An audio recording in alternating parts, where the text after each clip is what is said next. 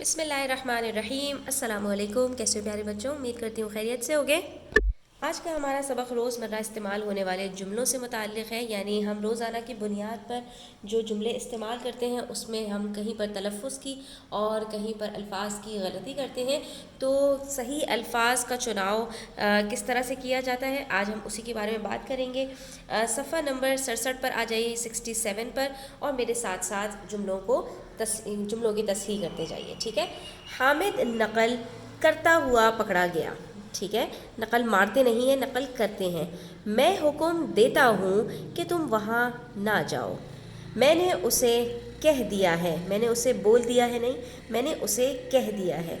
वो आए रोज़, आए दिन नहीं, आए रोज़ बीमार रहता है, यानी कि हर दूसरे दिन। काश वो यहाँ ना आता।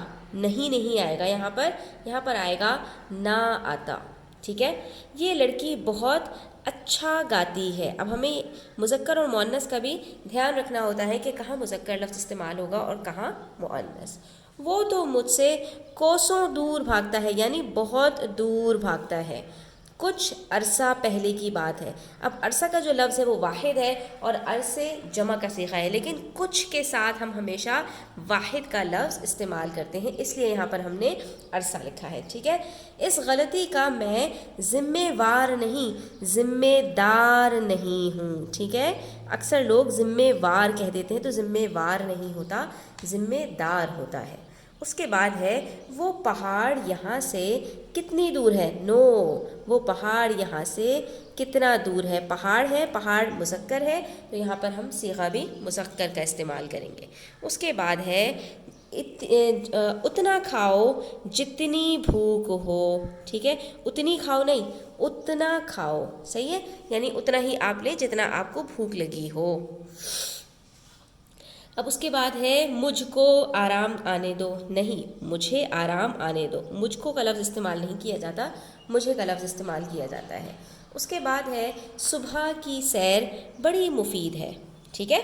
मुझे आज तक उससे मिलने का मौका नहीं मिला। अब मौका के अंदर आखिर में हे नहीं होता, सिर्फ आइन होता है, और हम इसको पढ़ते क्या है, मौका। ठीक है।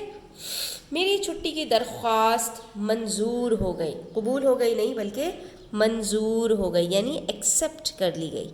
उसके बाद है यहाँ पर, ख़तीब ने मिंबर पर बैठकर वाज़ किया। अब जब नून और बे मिलते हैं तो वहाँ पर जो तलफ़्फ़ुज़ होता है वो मीम का होता है। हम पढ़ते इसको मिंबर हैं, ठीक है, लेकिन लिखते क्या है, इसको मिनबर लिखते हैं। जैसे अम्बिया के अंदर हम पढ़ते अम बिया है, लेकिन लिखते क्या है, अनबिया। ठीक है। और ये वाला जो मेंबर है, इसका मतलब होता है मेंबर। किसी भी जो है वो पार्टी का मेंबर जैसे होता है ना, उसको उर्दू में मेंबर लिखा जाता है। अच्छा, उसने काम करने की हामी भर ली। ये हलवे वाला है यहाँ पर आता है, यानी उसने कहा कि हाँ ठीक है, मैं ये काम करूँगा।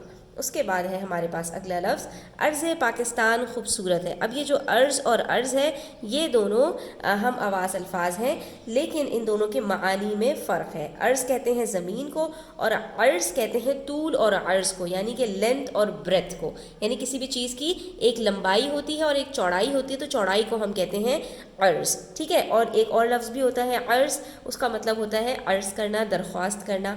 तो यहाँ पर इसके अंदर अर्ज़ जो है वो ज़मीन के माना में है।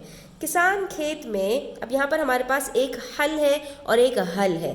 इस हल का मतलब क्या होता है, मुश्किल का हल निकालना, सॉल्यूशन। और इस हल का मतलब क्या होता है, वो जो किसान अपने खेतों में चलाता है। तो किसान खेत में हल चला रहा है और उसने सवाल का हल तलाश कर लिया। ठीक है। तो यहाँ पर हमारा सबक मुकम्मल होता है। उम्मीद करती हूँ कि आपको समझ आया होगा। वीडियो अच्छी लगी हो तो लाइक कीजिएगा, अपने फ्रेंड्स के साथ शेयर कीजिएगा, और चैनल सब्सक्राइब नहीं किया तो सब्सक्राइब करते जाइएगा। अपना ख्याल रखिएगा। अल्लाह हाफ़िज़।